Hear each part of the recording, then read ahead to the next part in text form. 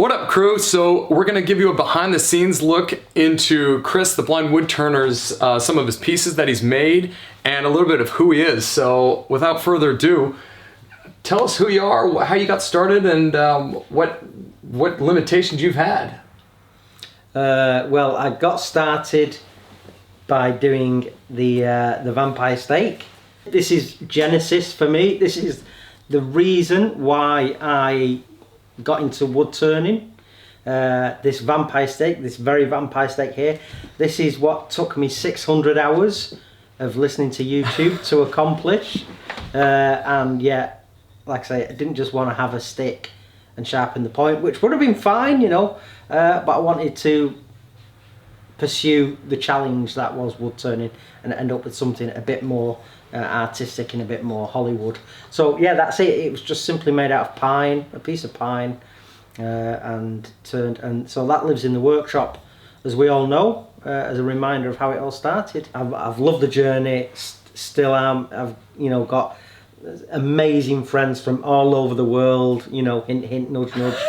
You know, some amazing followers. I've had some great commissions, you know. I've got, you know, little pieces of the Blind Woodturner all over the world now from that people have ordered. So yeah, and obviously the media coverage and getting the RPT. And well, RPT, explain what RPT is. It's Register of Professional Turners, so that is a professional accreditation. So you have a 2.5 hour assessment, and everything about you and your professional career is assessed and documented, photographed and videoed. So you had another professional woodturner in your shop watching master everything woodturner that you were doing. Yeah, who comes and assesses, documents it all, and it goes back to London, the Guild Hall, which is Skinner's Hall, and then the committee go over all of his findings, and if you have attained the standard necessary to become an RPT, you're accepted and you're put onto the database. So that's cool to be the first ever blind RPT. Blind high five for that. Yeah, man. And so you just got this a couple weeks ago. Yeah, well, congratulations. Yeah, this it's is probably great. about 5 weeks ago that I did the assessment, and then found out 3 weeks ago, something like that. Maybe a bit more now. It's because time flies so fast. But yeah, it's quite a recent thing, and the assessment is rigorous, and I didn't get any shortcuts. I went through the same assessment that a sighted professional woodturner would have to. But again, you know, it's validation, but it also inspires lots and lots of people to, you know, say, hey, wow, you know, we've got a blind guy here now that's wood turning, and he's got his accreditation, he's got letters after his name that he's allowed to use, and, you know, what's stopping me? I'm going to stop making excuses. That's what we're trying to do. Yep, let's get into what he's made. And how long did this piece take you, other than the 600 hours of listening? I think that probably took me a day to do. You know, that was going really, really slow, and I was still, you know, in as far as my skills went, you know. Right, because you're starting from nothing. It's not like you were wood turning before. No. So, you know, this was all just mental imagery and start, stop, feel, and I went so slowly, and, you know, I had to, back in those days, I'd have to stop as well and then go and listen to YouTube for another couple of videos to do, you know, to refresh. Oh, right. And, you know, because it wasn't all sticking in at that point, you know, and that's why you do things over and over and over again to make them stick. So yeah, I took a day stopping, listening to videos, you know, and maybe I was using a tool and thought, oh, this isn't going great, and what if I have a catch or an accident, you know. So yeah, it took a day, and it was, you know, a great day, and I learnt so much. But more importantly, I ended up with a vampire stake. So. And the turning, as I learned yesterday, it's not just about the turning. We did an hour of sanding. We have so many other elements inside of the lathe, and the chisels are one portion of it, but yeah, how do you get a nice finish on it? What do you coat after that? And yeah, moving on to talking about coating things, you did paint. So yeah, when did that come into Well, existence? I've always, you know, been able to use a spray gun and airbrushes and rattle cans and things like that. But, you know, incorporating colour is obviously, again, it's a challenge when you can't see what the colour is and where the colour's going. Sure. So it's that challenge, but also when I was trying to emulate other wood turning artists and trying to copy the colours they'd used. Obviously, you want to use colour to copy your wood turning heroes and mentors. So that was another reason. So yeah, it's part of the challenge, and it's another skill set. And if someone commissions later on down the line a piece and they want colour on it and texture, we go, well, yeah. You want to be able to deliver that. Yeah, I've done that. I can do that. I can offer that service. Right. So the two Viking bowls, the one that's got the orange and yellow. Yes. That was my very first attempt, and even though the one that I've done recently is far better and a huge improvement, I'm still pleased with this because I'd heard about Nick Agar's Viking bowl so many times, and sort of like, yeah, I'd love one of those. So this was my first attempt, and it's brighter. And it's you've got kind of like different. Orange rather than like this darker kind of green and kind of like a darker gold, silver. Yeah, so yeah, that's right. I mean, I'm colorblind as well, so I mean, you probably know this better than I do. Yeah, so I know that this was my take on his Viking Sunset Bowl, and then when I did the second Viking Bowl, I thought I would call that Viking Night, and it was just darker and a different wood as well. This one I'm holding was probably sycamore, and that one you're holding is elm, so it gives a completely different colour and effect. But so it's sort of like my Viking Bowl progression. So I always thank Nick for inspiring me and sharing his Viking bowls with us all. Most of these pieces I've had for quite a long time. And these are pieces that just knock about, and if anyone says, oh, have you got any examples of work we've done, these are some pieces. I've got half a dozen pieces that are currently at a gallery, and the gallery owner is having a look at them and deciding whether or not he wants to stock them. Okay. So I normally have more than this knocking around the house, but there's this was an experiment. So it's an oak bowl, and I drilled a load of holes into the blank and then turned it. So once I'd hollowed it out, it was left with this Swiss cheese effect.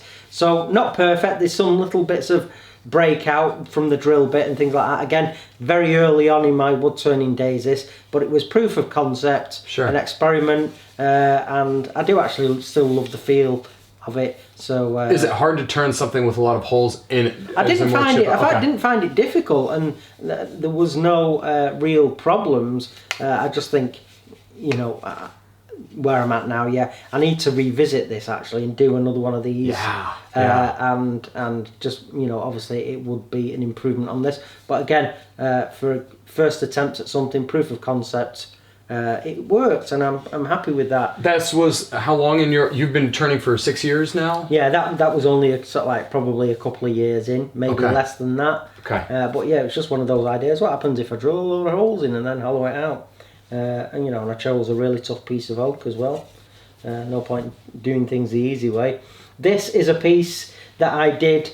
This was a course I did with Tracy Owen, who's a professional turner, and I spent a day with him learning how to do this texturing and staining and painting effect. Beautiful. So that was a day spent with Tracy Owen, and then the second professional day that I've ever had was with Nick Agar, who's had commissions by the royal family in Asprey's, the royal jewellers in London, and he's just moved over to Georgia. Okay. All right. So the epicenter of most things, the US, but he's moved to Georgia. So this is a piece that I did on a demonstration in Store, Warrington.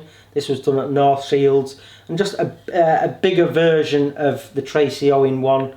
And I just thought, I'll have a go at that in a demo. So it's got a different profile on the outside, sort of like reminiscent of the OG style, a little foot on it. So that was just demonstrating in Store, that I could airbrush and paint and finish and shape. I've got a candlestick, yes, which is made from a Mozambique exotic called milk pear. Okay. That's the wood, so a nice little... Very dense. Yeah, nice little piece of wood, so it's got some detail on the base. 2 parts, I'll turn the base separately. So it's a mortise and tenon.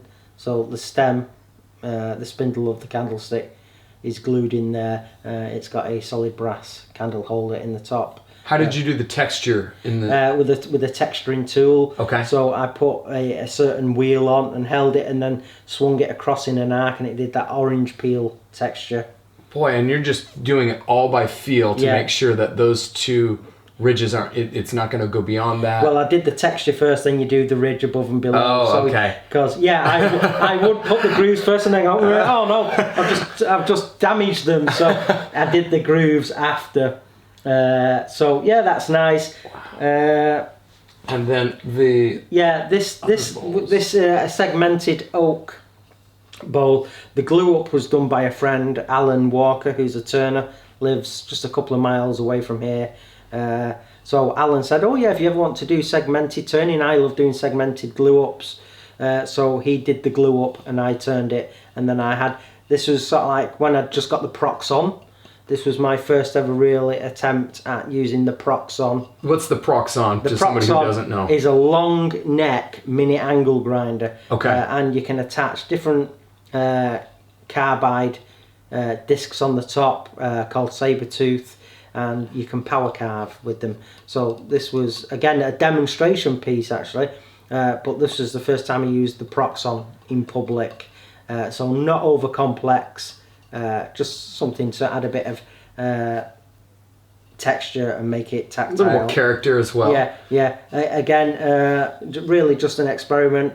You don't get obviously as much time on a demo as you do in your workshop, so things are a bit rushed, and you never do your greatest work on a demo. Right. How can you? Right. You know, you're under pressure to perform and under time constraints. But yeah, again, I like it. So this is a piece that was never good enough to sell, but it was a demonstration piece of how I turn. And obviously before I turned it, all the Glueup was still blocks, and there were facets and angles on it. So it was showing how I cope and deal with that, with not, because you're doing it all by sound and feel. Yeah, and yeah, not perfect, certainly not saleable, but again, as a proof of concept, having fun at a demo, it's worth keeping, and it'd be great to fill with candy, I suppose, at Halloween for the kids and things. Yeah, and it's also important to remember that you're not just, even though you say you're a wood turner, you're using angle grinders, you're using bandsaws.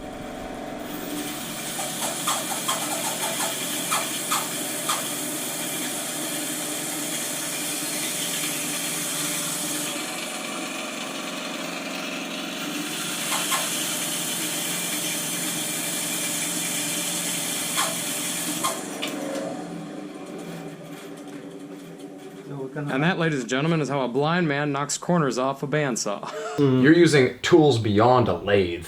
Oh yeah, in I'll the use shop. any tool, really, and it's like, it doesn't matter that it's super fast, super sharp, super dangerous, just remember to keep your hands well clear of the blade. Have a great awareness of your environment and your surroundings, and never ever be tempted to go anywhere near that blade while it's spinning. Hit the stop button and stand well clear until it has come to a dead stop, then reach in and retrieve your work. Right. Simple as that. And if Right. you never ever deviate from that, it's these sighted people that get complacent. Oh yeah, I've done this a million times, I know what I'm doing. Bang, fingers gone. You're going to hold that against there, Okay. because that's going to stop it flinging off Right. and damaging.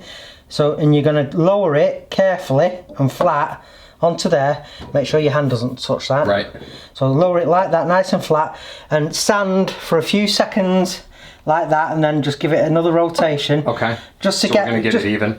Yeah, we've got a little wobble, so we're just going to try and, even if we reduce it a bit, it's going to be better. Okay. Okay.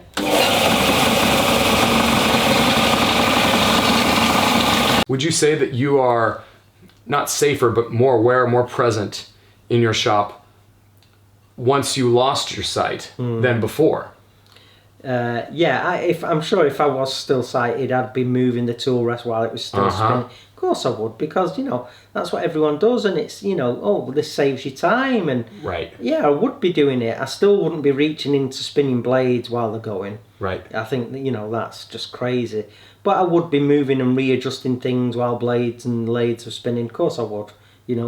But that time of what you can save on those couple seconds could also potentially lead to time in the hospital. And then that had just put me so far back behind. I'd be so far behind the curve again. Right. So it's just not worth the risk. It's not worth it at all. Now with the pens, how did you get started in this world? Was this because it's a lot smaller? I would think it's even more challenging, or well, it can be very challenging, especially with the amount of kits that are available on the market now, and some of them go together a different way. So you're always thinking, how does this one screw together once you've turned it? And that's always a challenge. And I can be feeling parts of a pen for a couple of hours, thinking, well, where does that screw in? But I'm getting to that point now where I've done that many, I can work it out pretty quick. And you've engraved all of these, or some of these? Some of them, were engraved for Nicola, but there's a collection there of fountain pens and ballpoint pens. But these are the pens that I've managed to be able to make for Nicola. How long does it take? My first pen took me a few days. Wow. And now I can, depending on the, if it's a complex pen and you need the epoxy to cure and things like that, I can get a good pen done in a day now. Wow. I mean, what would you want to do? Projects that you're excited for, that you haven't done yet, or stuff maybe that's in the works? Well, things that I really want to get sort of like to grips with are I really need to get a bed extension for my lathe to make it longer, and then I want to start doing some deep hollowing, but I'm going to leave that till next year. And Phil Irons, who's a master wood turner, he's an RPT and president of the AWGB, Association of Wood Turners of Great Britain. I'm going to go and do a deep hollowing course with him. So then with getting the bed extension for the lathe, I'll be able to start doing bigger stuff and hollow it out. Phil does a lot of urns for funeral homes and things like that, and for urns for cremations and things. Bigger bowls, bigger vases. So I want to start going bigger and deeper, but that's next year. I'll wait till I have a class with the master, because Phil Irons is really really exquisite at what he does, and he's huge into his colouring as well and things like that. So so deep hollowing and also evolving the carving and texturing and colour inside, because I just love to muck about and see what I can do and how far I can push myself. Well, we love to see it, and we love to experience it as you make it as well. It's fascinating just from being with you for the last 3 days, how you even move around your shop, the ideas that I'm having to rethink of how I make, the tools that I use, the sound that I'm listening to now. I'm listening so much more. And what you were saying when we were carving, of okay, she's talking to you, you feel it, you sound it, you sense it on those vibrations. That's it speaking. Most people, we rely so heavily on just sight, and tune out all the other senses. And this is kind of reversing this entire process. Yeah, you're relying on your sight so much that you're losing track of what the other senses are doing. So you're watching a piece of work on the lathe, and you're not going to know there's a problem there until you see the problem. Right. I will hear that there's a problem coming, deep from inside that wood, and I'll feel it, and I'll feel a different level of vibration. So that's how I'm able to work with no eyesight, because again, my auditory senses, and my sense of touch are, far more acute now. So that's why you can do it with not being able to see. Wow. And it's just about letting go and trusting in your abilities, and you're able to do it. And all these people say it's impossible to do this, man, when you're blind. It's not. It's not. When you want to do it and you're passionate about it, you'll do it. We've got proof right here. Yeah. Can we find some of this on your website, or what are things for sale? Or you? Yeah. If you, we've not really got anything on the web shop at the moment, and we do keep meaning to get some stuff on the shop. But if you're ever interested in commissioning a pen or a candlestick or a bowl, people can find the website, theblindwoodturner.co.uk, drop us an email, get in touch, give me a call. My phone number's on there. You know, we've got Instagram, Twitter, all, you know, Blind Woodturner. I mean, just your autograph on the end of that piece is worth more than most people's final products. More than any of my 3D prints, I can say that. My autograph is worth nothing, mate, let me tell you. So, no, it's still a long way to go, but, you know, I'm loving the journey and I'm really proud of my accomplishments so far, and especially getting the accreditation, the RPT, you know. So, yeah, that's validation, you know, from master turners and peers that have said, you know, Chris is good enough to be added to the register and get the letters after his name. Right. So, you've come a long way, but yet there's so much more to go. Yeah. So I'm going to be doing it probably until, you know. Well, we'll be following you. You need to check in for that episode. Yeah, when Chris checks out. Yeah. Well, perfect, guys. Check out his website. Check out his YouTube. Obviously, we'll put a link to that. And yeah, if there's any other final things, final notes, we'll end out with a quote. But yeah, keep on turning, everybody. Never ever give up. Believe in yourself. Have lots of fun, and you can do anything you want. And I just can't wait until I get my hands on a 3D printer. That'll be carnage. Yeah. Awesome. Check it out. Yeah. Cheers, Joe.